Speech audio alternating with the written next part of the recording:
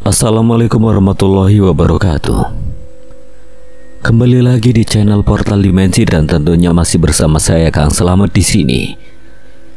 Kali ini Kang Selamat akan membawakan kisah yang berjudul Antasena Mahendra, Setan Alam Kubur. Cerita ini ditulis oleh Ristori. Sebelum kita masuk ke ceritanya, buat kalian yang belum subscribe channel ini, tekan tombol subscribe-nya terlebih dahulu dan tekan tombol notifikasinya agar kalian tidak ketinggalan cerita terbaru dari Portal Dimensi. Gak usah berlama-lama lagi, langsung saja kita masuk ke ceritanya. Antasena Mahendra, Setan Alam Kubur.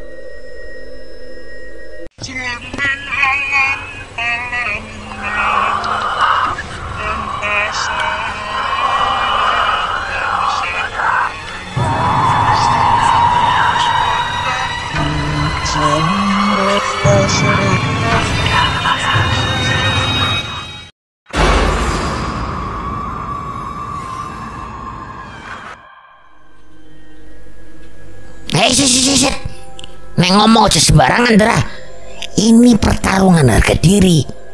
Aku harus keluarin semua ilmu. Lawannya ahli strategi di zaman kerajaan soalnya. Namun di papan situasi semakin genting. Reza masih memiliki benteng, ratu dan jenderal. Sementara Nyai Intan hanya tersisa kuda, ratu dan jenderal. Keringat dingin mengalir di pelipis Reza. Ia tahu satu langkah salah, tamatlah riwayatnya. Dan benar saja, dalam hitungan detik Nyai Intan menggerakkan ratunya. Ratu nenek gembel menarik angin.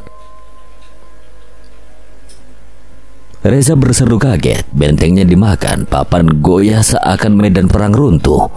Waduh, gawat, bentengnya kena ya. Habis sudah. Kalau kalah tiap malam aku harus cari jenang kelopo ke pasar. Sudah siap jadi budak jenang, bocah.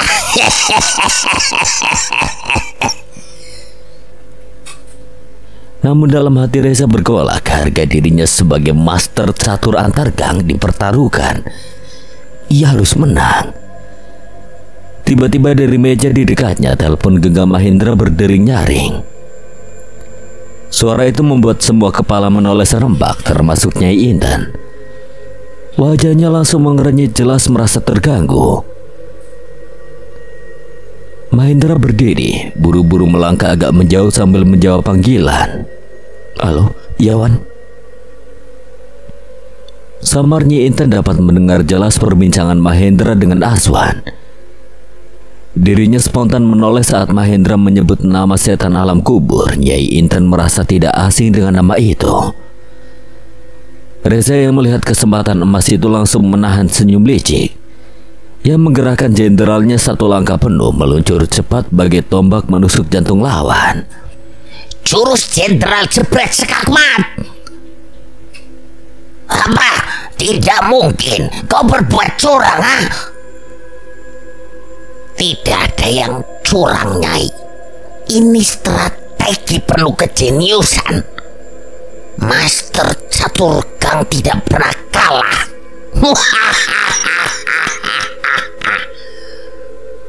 Iya nih, bener. Aku saksinya. Reza menang sah. Wajah Nyai Intan memerah, tapi pikirannya sudah buyar. Nama yang baru saja ia dengar lebih mengganggunya daripada kekalahannya. Ia menoleh cepat pada Mahendra yang masih memegang telepon. Beberapa saat kemudian Mahendra menutup panggilannya dengan wajah muram.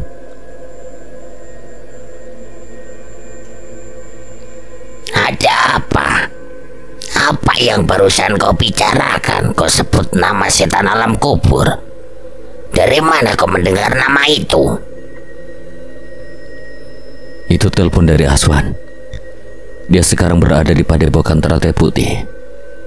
Katanya mereka baru saja diserang oleh sosok yang menamakan dirinya Setan Alam Kubur. Korban sudah banyak berjatuhan. Dia ingin aku menyusulnya ke sana untuk melihat langsung. Baterai handphone miliknya habis, jadi tidak bisa menjelaskan semuanya. Udara malam mendadak terasa lebih dingin. Nyai Inten menatap jauh ke depan, matanya yang keruh seolah menyimpan bayangan masa lalu. Setan alam kubur. Reza dan Kuncoro saling pandang. Mereka belum tahu siapa sebenarnya sosok itu. Namun dari wajah Nyai Inten jelas tersirat bahwa nama itu bukan sekedar dongeng.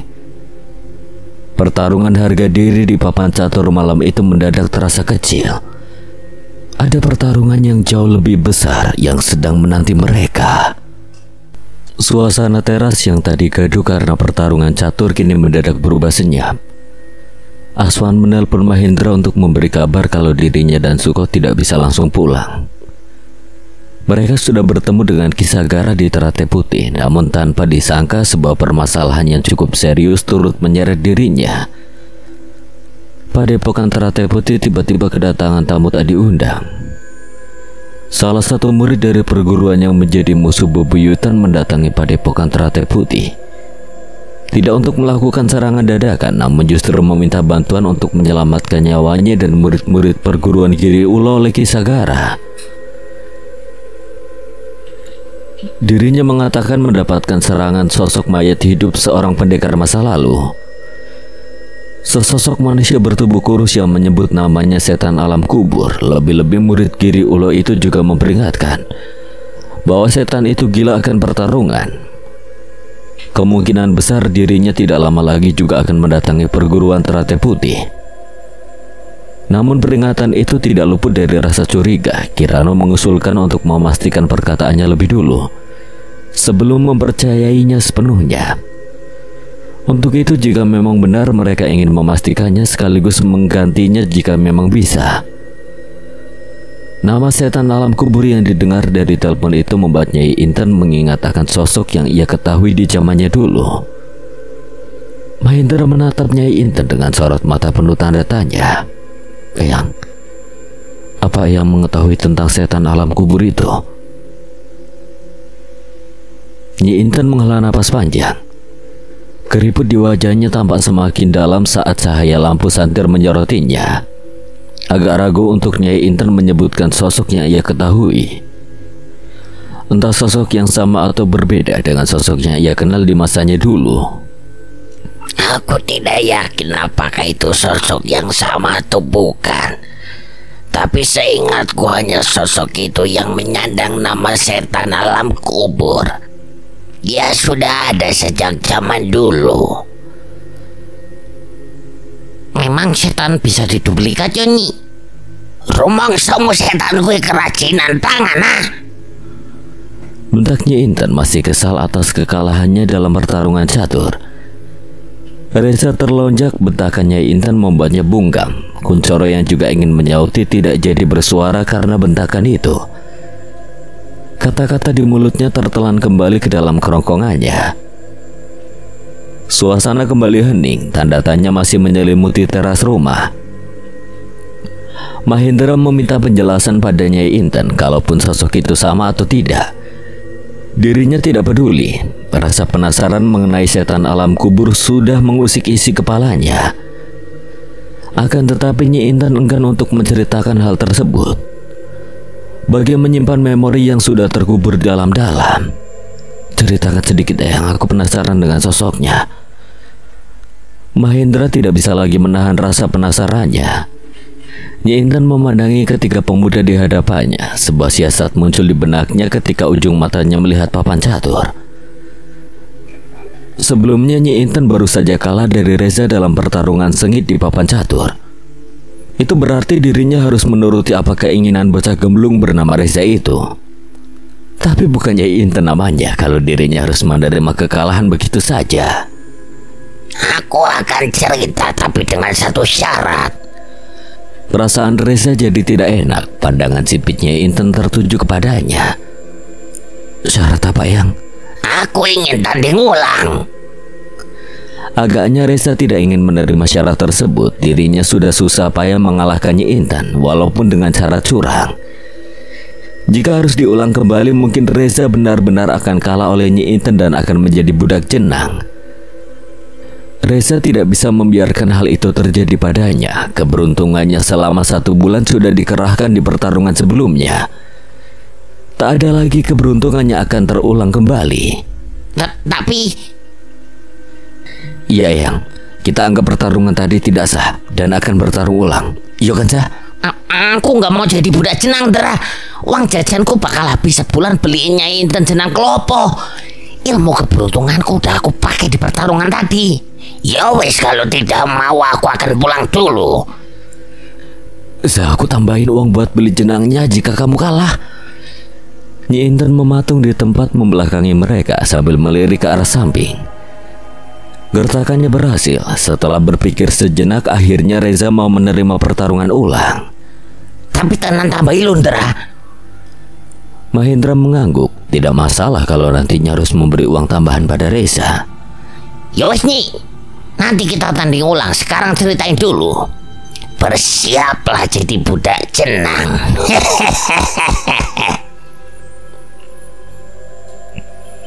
Nyi Inten mulai menceritakan pada mereka bertiga mengenai sosok bernama setan alam kubur. Dahulu ada salah satu tokoh yang memiliki kesaktian luar biasa.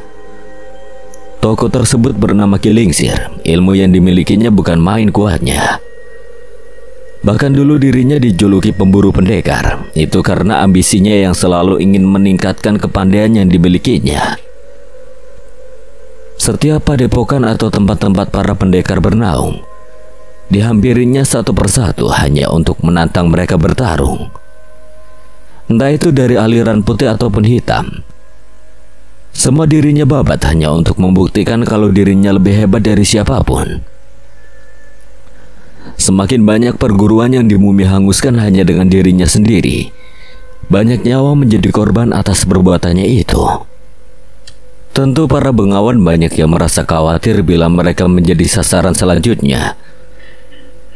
Akhirnya dari 5 orang bengawan aliran putih bersatu untuk menghentikan sepak terjangnya. Namun sayangnya Kilingsir masih belum mampu mereka tumbangkan, sehingga mereka memilih untuk menahannya dengan segel alam kubur. Reza langsung menyaut dengan nada penasaran. Jadi sebenarnya dia itu setan beneran atau manusia? Ceritanya kedengarannya kayak ngomongin orang, bukan hantu. Bocah goblok, kau ini otaknya kalau nggak ke lambung ya ke dengkul. Memangnya kau pikir dari mana setan-setan terkutuk itu ada? Ya dari orang mati toh. Mayat bangkit jadi hantu gitu toh Nyai. Bodoh. Dengar baik-baik, setan-setan terkutuk tidak lahir begitu saja dari dunia gaib. Kebanyakan dari mereka dulunya adalah manusia, sama seperti kalian. Mereka berubah menjadi setan karena membuat perjanjian gelap. Perjanjian itu menuntut jiwa mereka sendiri sebagai tumbalnya. Dan selama tujuannya mereka inginkan belum tercapai, entah itu dendam, ambisi atau janji yang belum terlunasi, mereka tidak akan pernah bisa tenang. Tubuh mereka mungkin hancur, tapi jiwa mereka terikat. Mereka tidak bisa benar-benar mati. Mahendra menunduk, mencoba mencerna. Reza dan Kuncoro saling pandang. Selama ini mereka tak sadar setan-setan yang sudah mereka hadapi juga akibat dari perjanjian gelap. Sama seperti Nyi Arum yang memiliki dendam kesumat sehingga mempertaruhkan jiwanya untuk membalas dendam. Kucicu yang belum bisa tenang karena belum meminta maaf dengan orang tuanya, serta para setan terkutuk Segoro Getih yang ingin melanjutkan ambisinya. Mereka hanyalah bayangan masa lalu yang menolak menerima kenyataan. Dan setan alam kubur juga termasuk bagian dari mereka yang masih memiliki tujuan pasti. Apa yang membuatnya begitu menakutkan, Eyang? Ilmu apa yang dipakainya hingga bisa bangkit berkali-kali bahkan sulit ditandingi? Suasana semakin hening, angin malam seolah menunggu jawaban Nyi Inten. Perempuan tua itu menegakkan duduknya lalu berkata pelan tapi jelas. Itu adalah ilmu Kawero Patiora Pati. Patiora apa? Apaan tuh Nyi? Kawero Patiora Pati. Artinya kematian yang bukan kematian. Begitu diamalkan, penggunanya kehilangan status sebagai manusia. Namun ia juga tidak sepenuhnya jadi roh. Ia menjadi pati urip, jasad hidup mati. Tubuhnya bisa binasa berkali-kali, tapi sukma yang terikat oleh perjanjian akan selalu kembali, menempeli sisa-sisa raganya. Itulah kenapa tubuhnya berjalan seperti mayat, berbau anyir tapi tidak bisa mati. Loh, setan kok kayak gitu ya? Wis mati surip meneh, terus gak iso mati-mati. Nyeremin tenan. Ucapan itu membuat Nyi Inten melotot. Ia menjambak rambut panjang Kuncoro sampai pemuda itu menjerit. Memangnya manusia tidak lebih menyeramkan dari setan, ah? Yo kan beda, Nyai. Manusia wujudnya gak seserem setan. Setan kan yo jelek-jelek gitu. Tiba-tiba Nyai Inten tertawa keras. Suaranya parau tapi mengandung kepedihan. Kalian ini masih hijau. Manusia pada dasarnya bisa lebih jahat daripada iblis paling laknat sekalipun. Bedanya manusia masih punya rasa kasih sayang, welas asih. Selama rasa itu ada, sisi kemanusiaan bisa menahan mereka dari perbuatan paling kejam.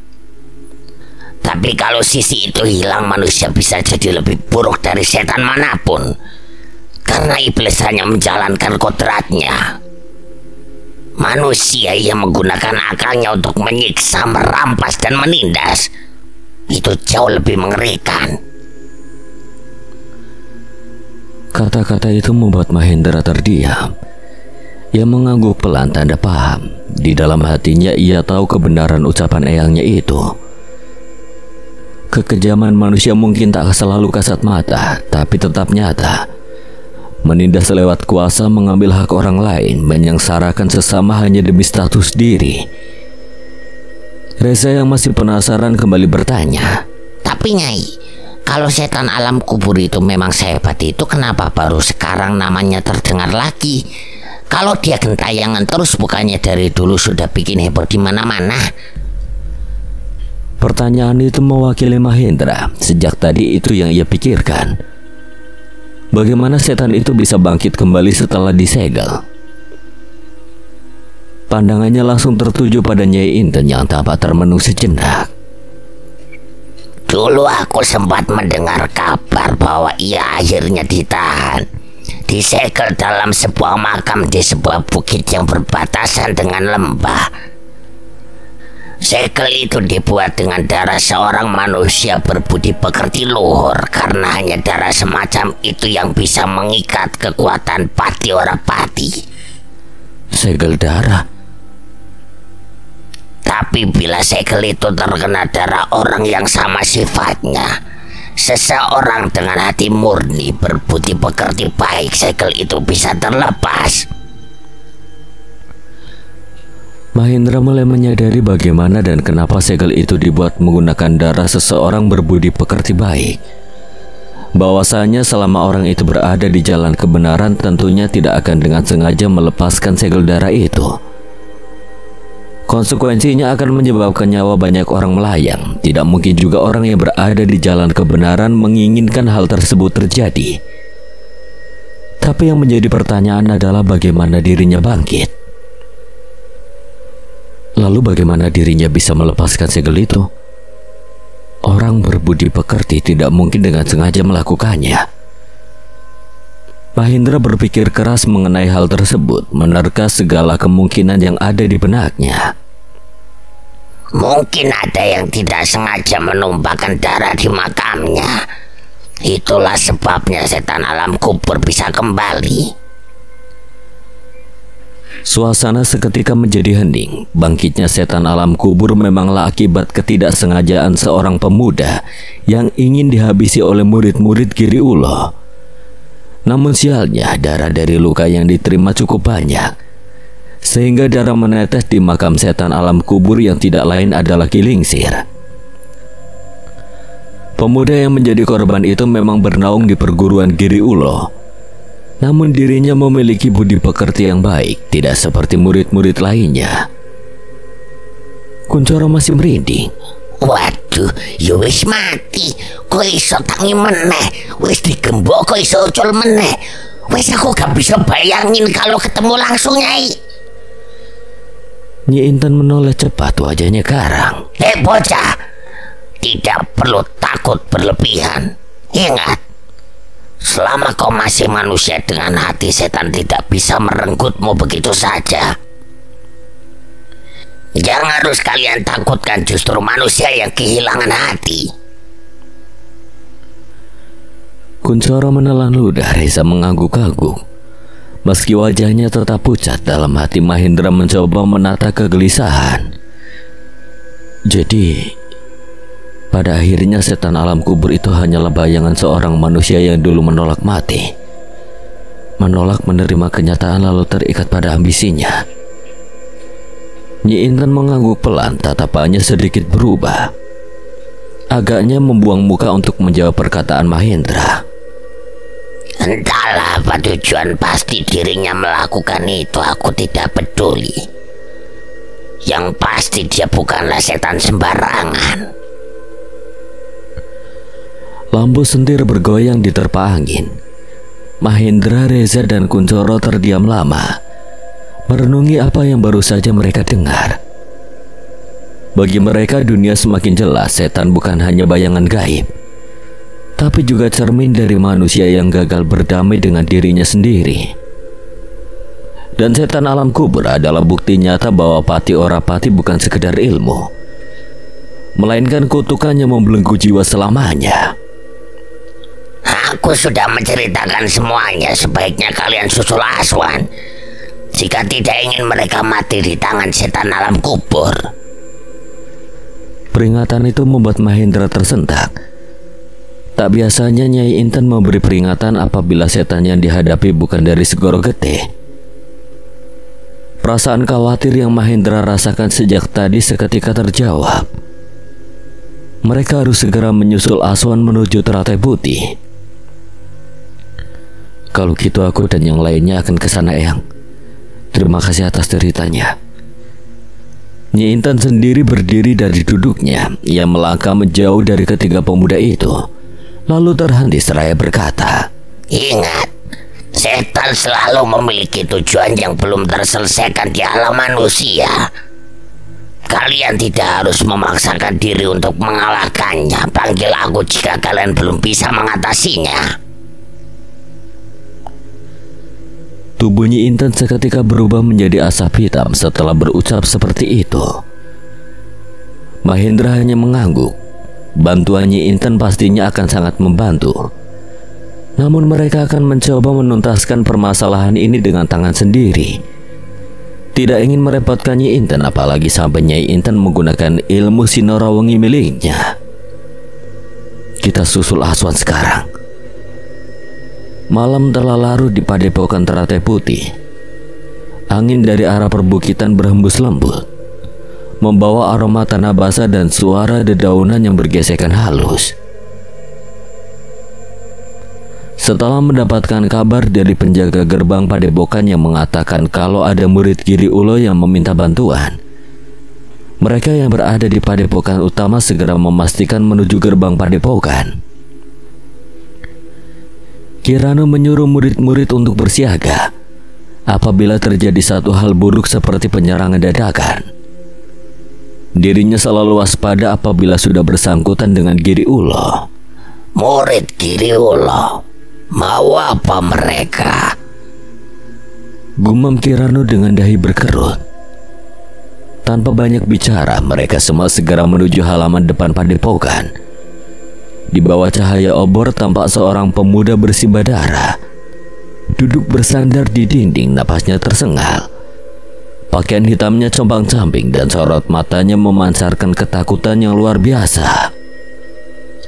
Kisahgara segera mendekati pemuda itu, namun Kirano menahan lengannya.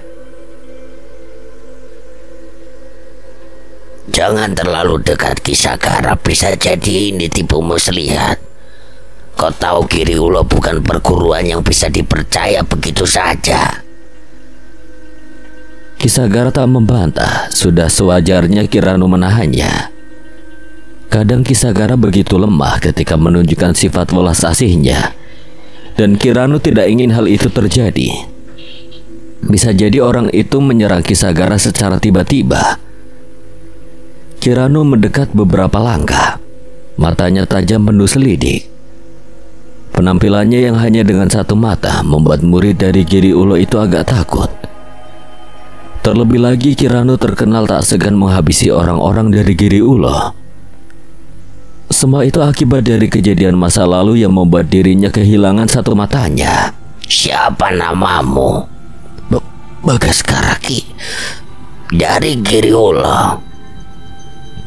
Pemuda bernama Bagaskara itu mengangguk pelan sambil sesekali merintih kesakitan. Untuk apa kau datang ke sini? Apa maksud kedatanganmu di malam buta begini? Pemuda itu terdiam beberapa detik. Matanya memandang kosong seperti masih dihantui sesuatu yang tidak bisa dijelaskan. Lalu dengan gemetar ia menjawab, Aku datang membawa kabar buruk, Ki. Perguruan kami diserang. Semua orang yang ada di sana seketika terlonjak. Lalu untuk apa mereka meminta bantuan kalau hanya mendapatkan serangan? Ini bukan seperti sifat perguruan Giri Ulo yang biasanya, tetapi lebih teratai putih adalah musuh bebuyutan mereka. Tidak terpikirkan sama sekali Ki Jaranta akan menundukkan kepala hanya untuk meminta bantuan.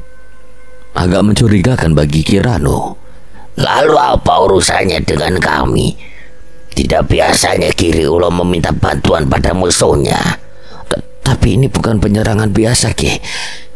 Sosok itu, dia menyebut dirinya setan alam kubur. Ucapan itu seketika membuat suasana di halaman mendadak senyap. Angin malam berhenti berhembus seolah ikut terkejut. Kisagara menatap Kirano dengan wajah tegang, sedangkan Aswan dan Suko saling pandang tanpa bicara. Kisagara melangkah mendekati Kirano, berusaha membuatnya lebih tenang. Jika benar mereka diserang oleh sosok dengan sebutan setan alam kubur, itu berarti bukanlah masalah biasa yang mereka hadapi.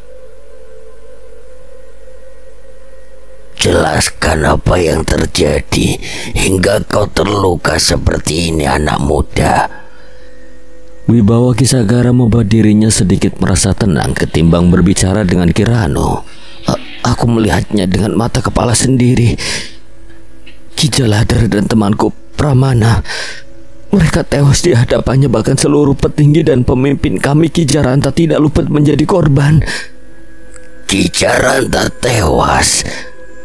Kisagara mengernyitkan dahi, suaranya berat. Bagaskara mundur dalam-dalam.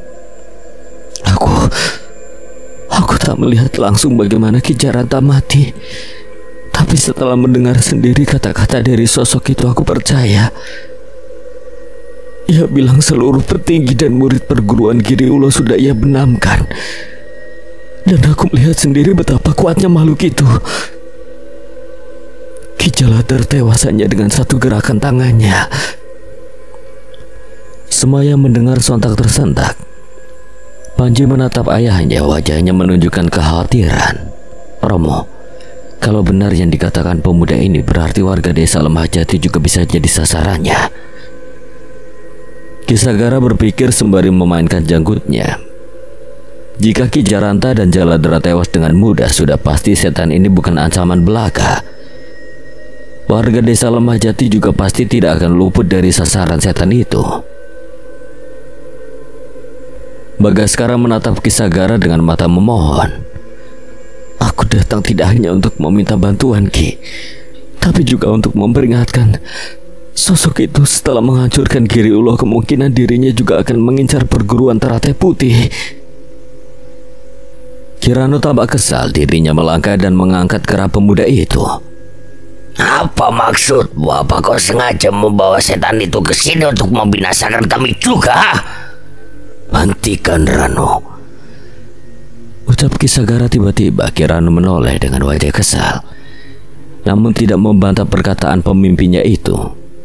Segera dilepaskannya kerah Bagaskara. Giri Ulo juga mungkin tidak ingin hal ini terjadi pada mereka. Kita tidak bisa menyalahkan mereka sepenuhnya. Kalaupun setan itu mengincar perguruan Teratai Putih. Suasana seketika menjadi hening. Inilah sifat dari seorang pemimpin yang sebenarnya. Tidak langsung mengambil keputusan sepihak. Dirinya selalu berpikir segala kemungkinan yang terjadi. Bagaskara dibuat takjub dengan wibawa Kisagara. Pantas saja banyak orang yang menghormatinya. Romo, banyak warga di sana tidak tahu apa-apa. Aku sudah mengenal beberapa dari mereka, dan mereka sangat baik menerima aku. Izinkan aku untuk pergi ke sana sekaligus memastikan semua perkataannya. Namun Kirano langsung menimpali dengan nada tajam. Belum tentu kabar ini benar, Panji. Bisa jadi ini tipu daya. Siapa tahu perguruan mereka sedang merencanakan sesuatu. Kisagara yang sejak tadi sudah memperhatikan gelagat tatapan dan nada bicara pemuda bernama Bagaskara itu akhirnya menyimpulkan. Aku tak melihat kebohongan di matanya, Rano. Pemuda ini jelas ketakutan. Lihat cara dia bicara, cara dia menunduk. Dia tidak sedang berpura-pura.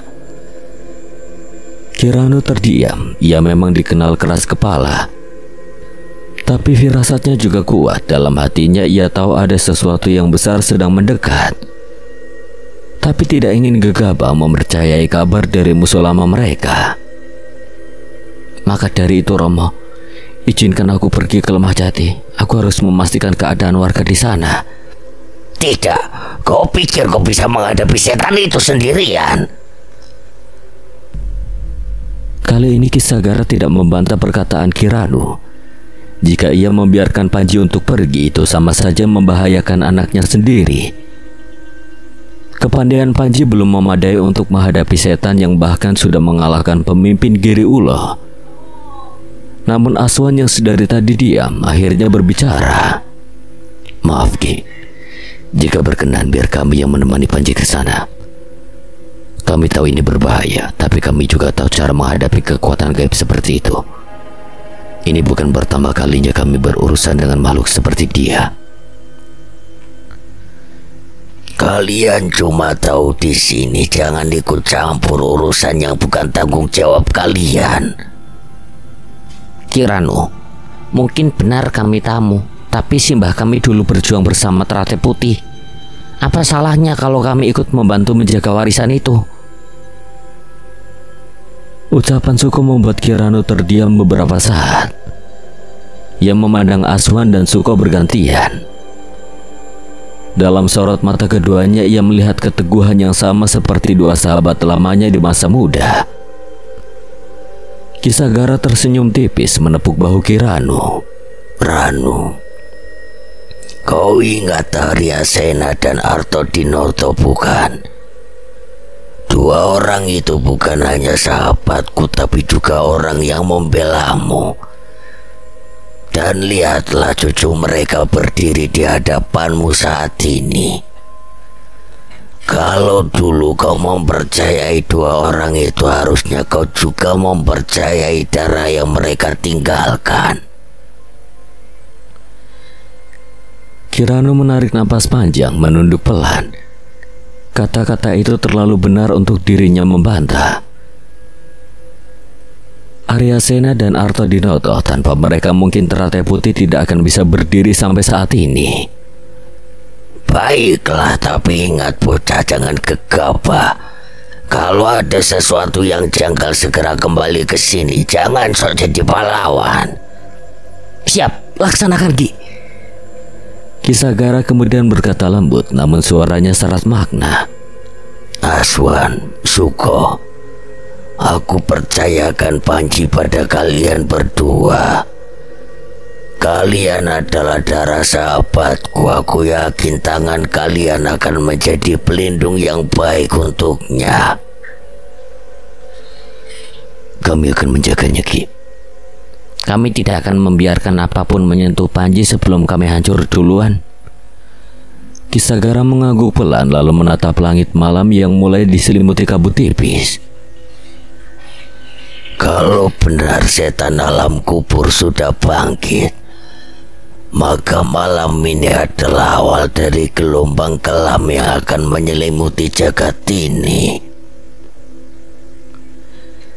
Angin kembali bertiup, membawa bau kemenyan samar dari arah timur. Di antara desir angin dan getar tanah yang mulai dingin, mereka semua tahu peringatan itu bukan sekedar kabar. Itu adalah tanda bahwa sesuatu yang lama terkubur kini mulai bangkit kembali. Malam itu desa Lemah Jati tampak tenang seperti biasanya. Awan gelap menggantung berat menutupi sinar bulan yang seharusnya menerangi jalan setapak menuju pemakaman desa.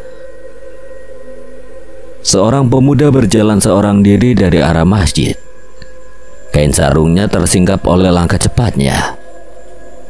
Wajahnya masih terlihat segar sehabis menunaikan pengajian malam bersama pemuda desa. Namanya Rudi, pemuda yang dikenal santun di kampung itu, yang memilih jalan pintas melewati area pemakaman karena ingin segera sampai di rumah sebelum hujan turun kembali.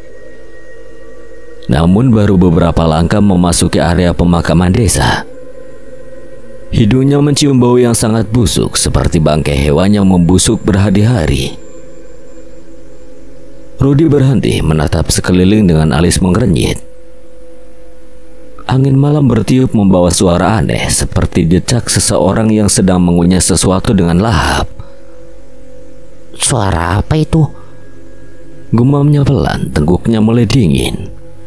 Dipandanginya area pemakaman yang saat itu diselimuti kabut tipis.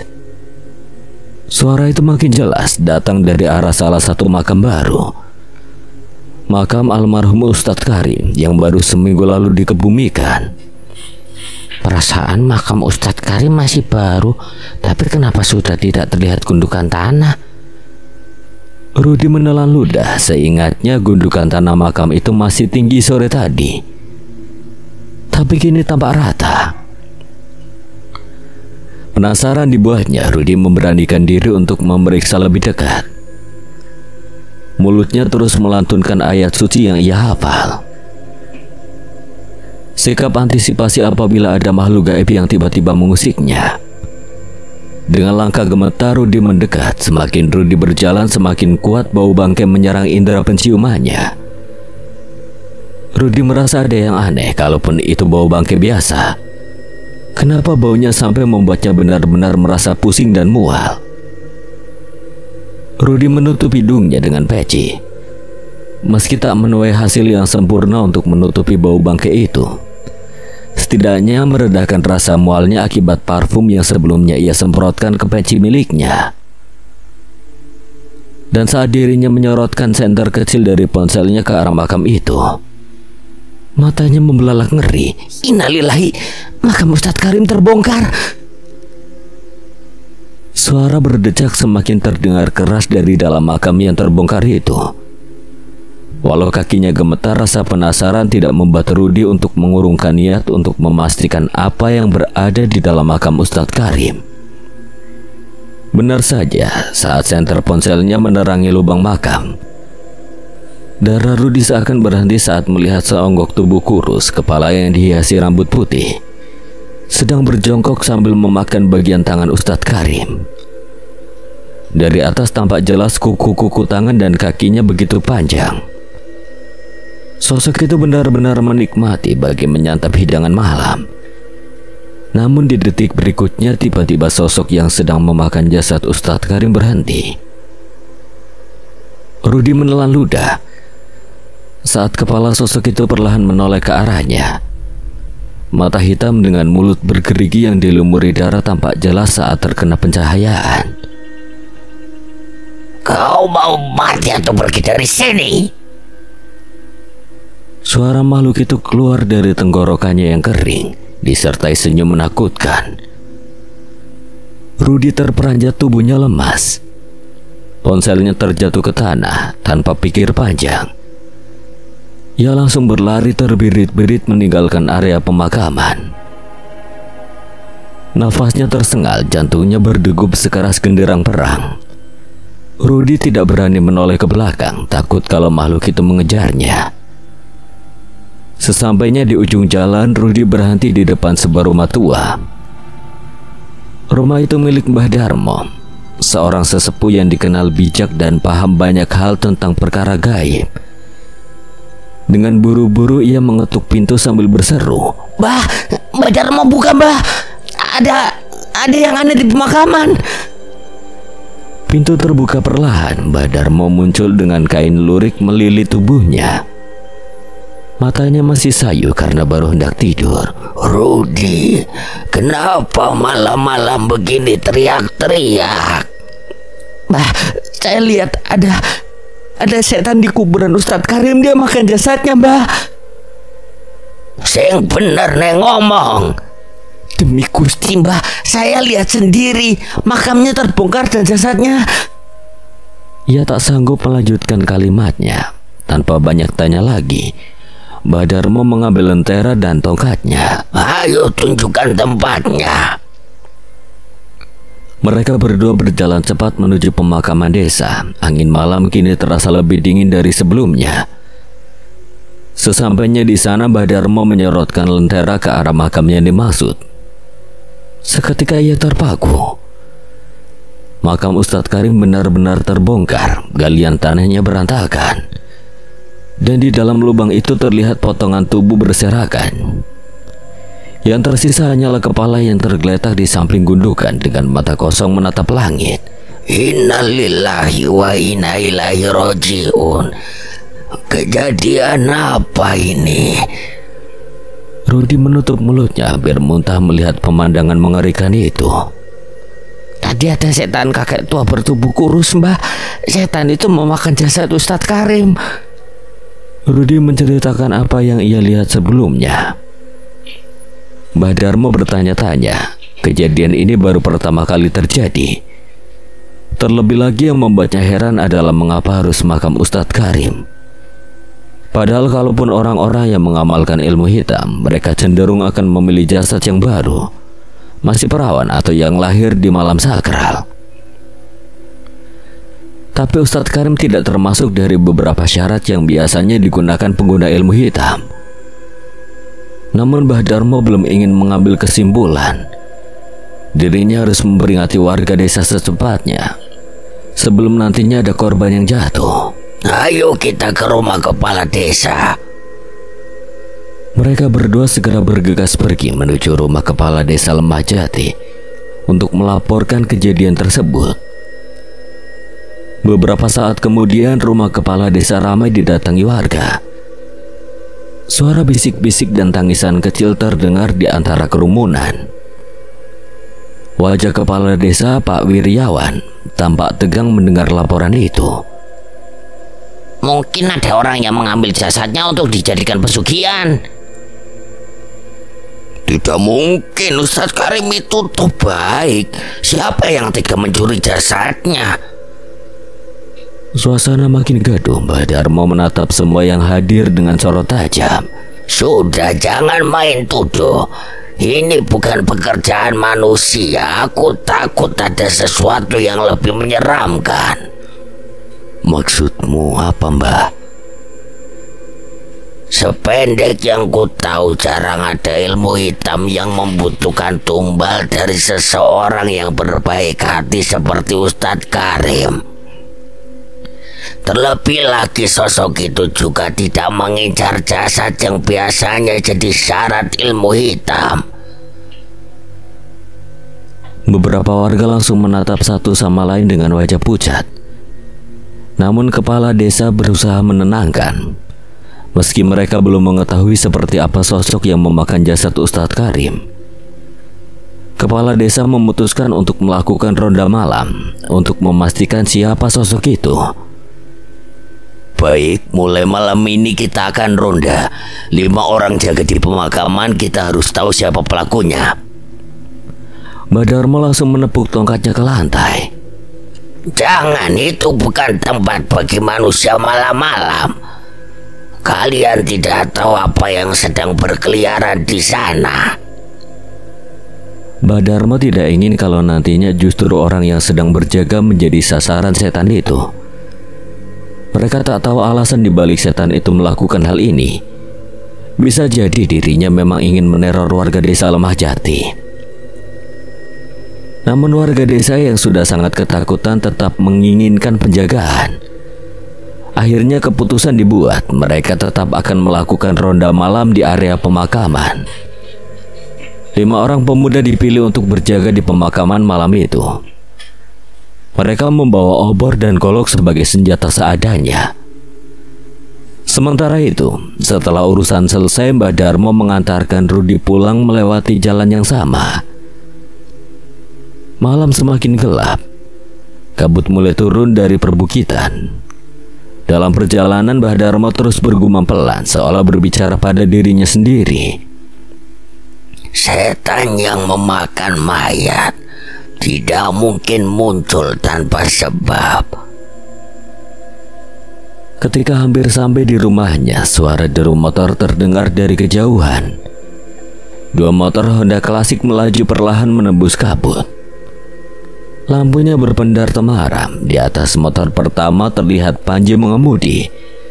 Sedangkan di motor kedua, Suko tampak berboncengan dengan Aswan sambil menatap sekeliling. Mbah Darmo menghentikan langkahnya dan menatap mereka. 3 pemuda itu menepikan motor. Lalu mereka pun turun. Mbah Darmo, dari mana malam-malam begini, Mbah?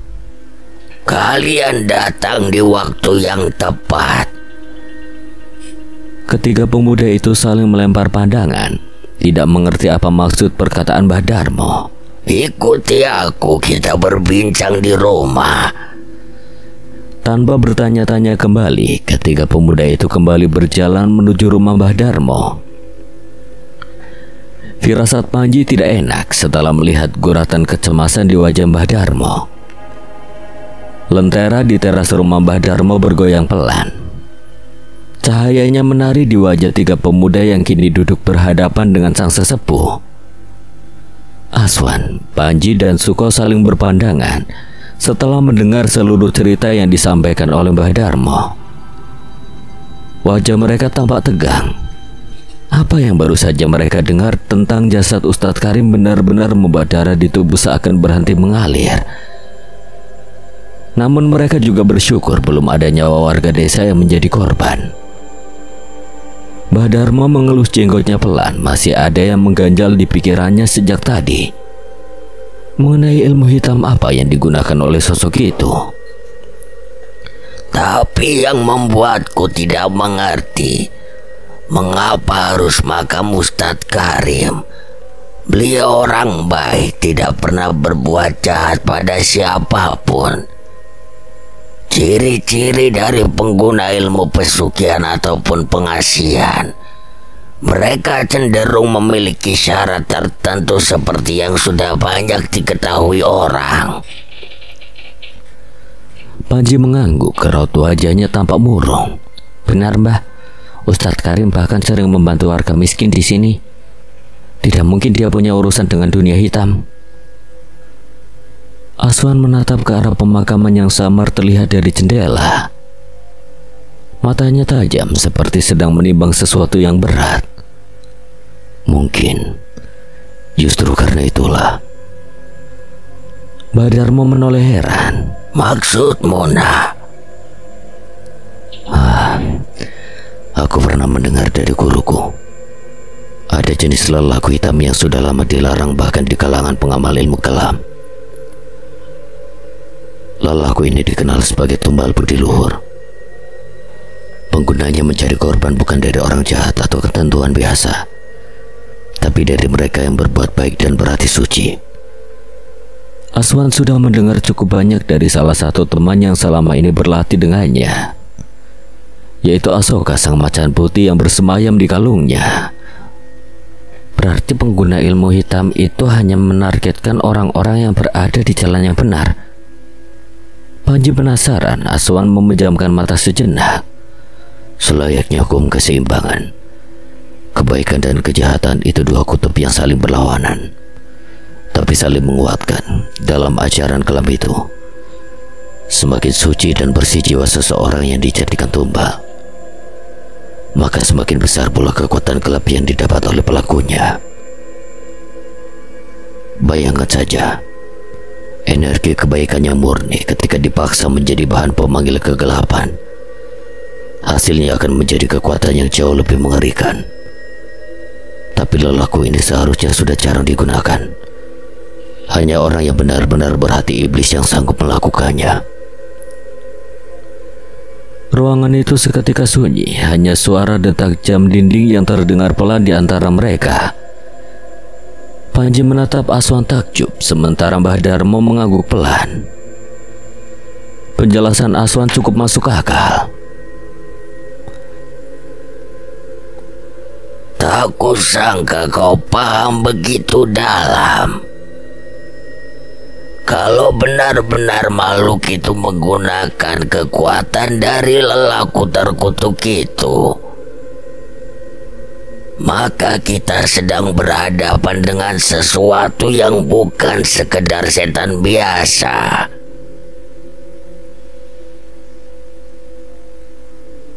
Panji merapatkan tangan di dada.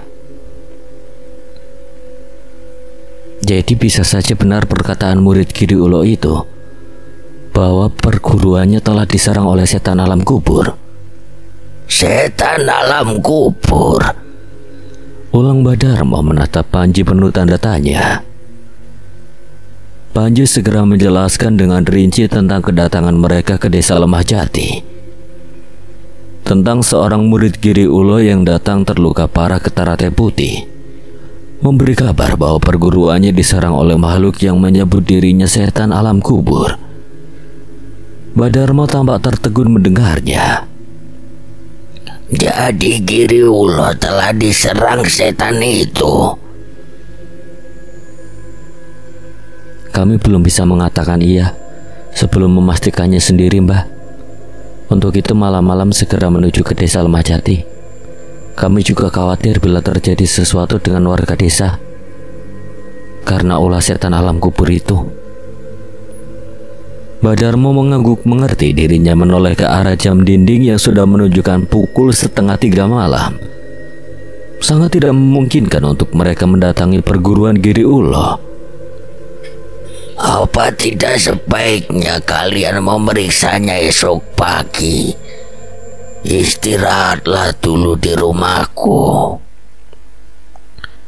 Ketiganya menolak bersamaan. Mereka tidak bisa membiarkan setan itu berkeliaran lama-lama.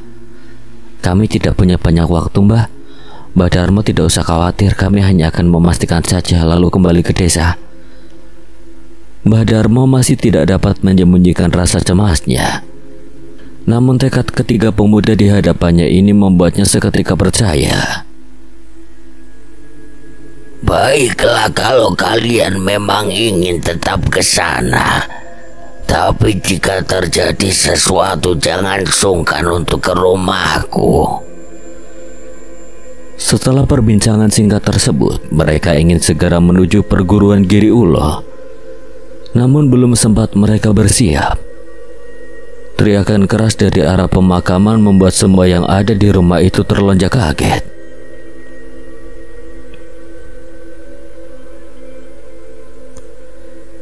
Suara itu parau seperti seseorang yang berteriak sekuat tenaga di tengah rasa sakit.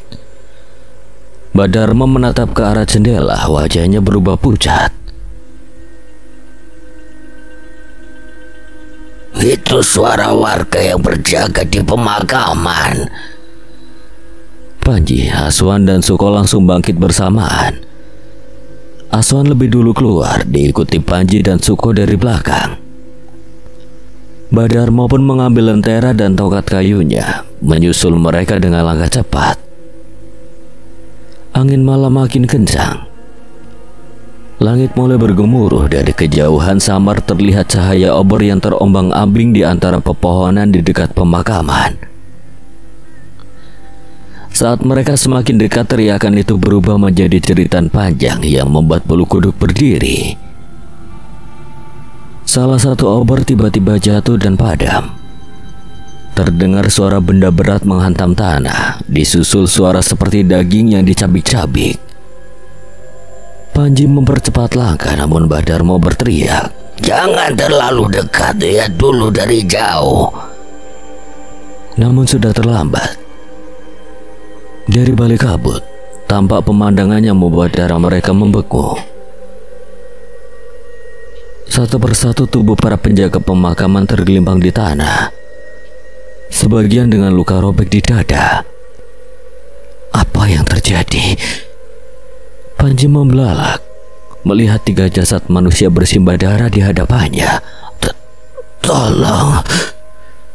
Suara lirih terdengar dari salah satu warga yang masih bernapas. Namun lukanya begitu serius, perutnya berlubang seperti terkena tusukan. Cepat-cepat mereka menghampiri warga tersebut. Panji segera melepaskan jaketnya untuk menahan pendarahan di perut warga itu. "Bertahanlah, apa yang terjadi sebenarnya?" Setan kakek tua kurus menyerang kami. Dirinya bertanya mengenai arah menuju perguruan Teratai Putih. Warga itu berusaha menjelaskan meski terbata-bata karena luka yang diterima. Jadi sewaktu mereka berjaga, tiba-tiba sosok setan alam kubur mendatangi mereka, hanya untuk bertanya mengenai arah menuju perguruan Teratai Putih. Warga lainnya tidak memberitahu begitu saja karena masih terkejut dengan kedatangan setan itu yang secara tiba-tiba. Mereka justru bertanya mengenai apakah setan itu yang merusak makam Ustadz Karim. Di detik selanjutnya, serangan tiba-tiba menumbangkan 2 di antara warga yang berjaga, membuat mereka seketika tumbang tak bernyawa. Tentu yang lainnya ketakutan dan berusaha melarikan diri, akan tetapi justru menjadi sasaran. Sedangkan warga yang menerima luka tusukan di perut mau tidak mau memberitahunya arah. Namun justru setelah mendapatkan informasi setan itu menyerang perutnya dengan kukunya yang runcing, lalu menghilang begitu saja.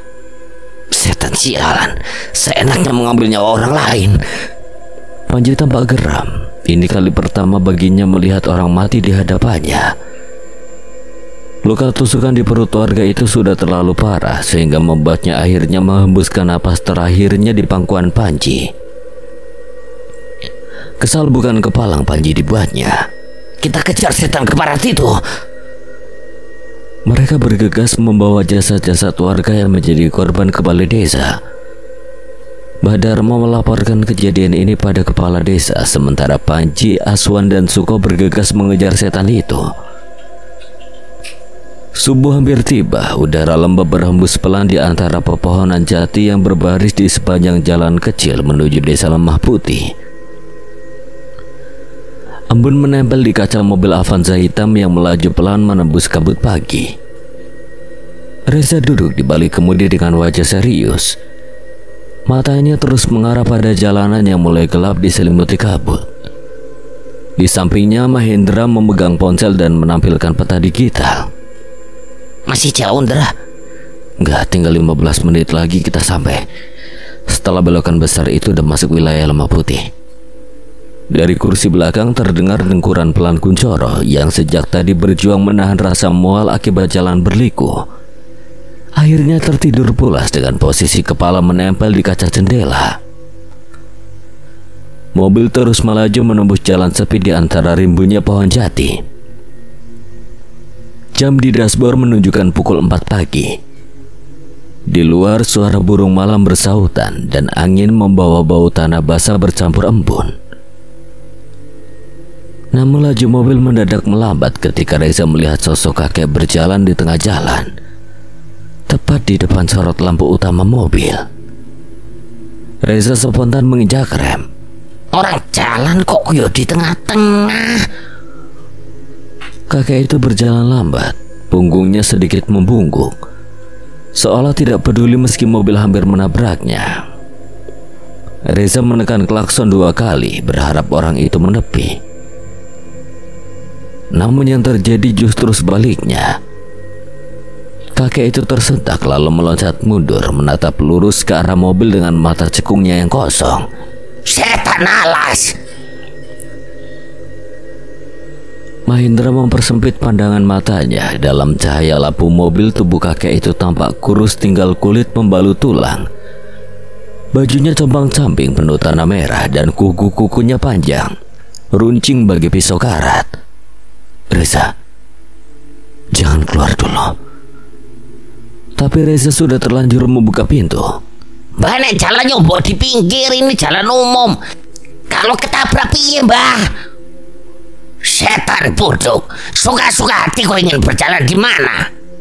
Cari mati kau ngatur-ngatur hidup gua. Bukan ngatur sampean, Mbah. Sampean ini kan sudah sepuh. Takutnya ada yang sengaja nabrak terus pergi gitu aja gimana? Siapa yang mau ngubur sampean nanti? Berani sekali kau mau menguburku lagi. Memangnya kau jagoan mana? Wis tuh kok domong ngeyel. Kakek itu menatap Reza tajam, wajahnya menyeringai aneh. Setan bodoh, cari mati kau. Reza mengerutkan kening keheranan. Mahendra segera keluar dari mobil, hatinya bergetar aneh. Hawa dingin menyusup dari arah kakek itu. Langkahnya lambat, matanya tak lepas mengawasi setiap gerak sosok tua itu. Dan benar saja, dalam sekejap kakek itu lenyap dari hadapan Reza seolah ditelan udara. Reza, menghindar! Namun sebelum Reza sempat bereaksi, hawa busuk menyergap dari belakang. Sosok kakek itu muncul tepat di punggung Reza, mengangkat tangan dengan kuku-kuku panjang yang siap menembus tengkoraknya. Mahendra hendak menerjang tapi tidak akan sempat. Namun nasib rupanya masih berpihak. Saat itu juga Reza tiba-tiba membungkuk ke bawah. Bukan karena sadar bahaya, melainkan karena jempol kakinya tiba-tiba terasa gatal. Aduh, gatal banget aku. Kuku panjang kakek itu meleset, hanya mengenai udara kosong. Wah. Reza baru menyadari bahaya ketika merasakan hembusan angin dingin di belakangnya. Mahendra tak menunggu waktu, ia segera menghentakkan kaki ke tanah, menyalurkan tenaga dalam dari pusarnya. Ajian Wiraka Kencana, sebuah ajian yang mampu membuatnya bergerak dengan cepat. Tanpa berpikir dua kali, Mahendra menghantam dada kakek itu dan membuatnya terpental hingga membentur pohon jati di tepi jalan.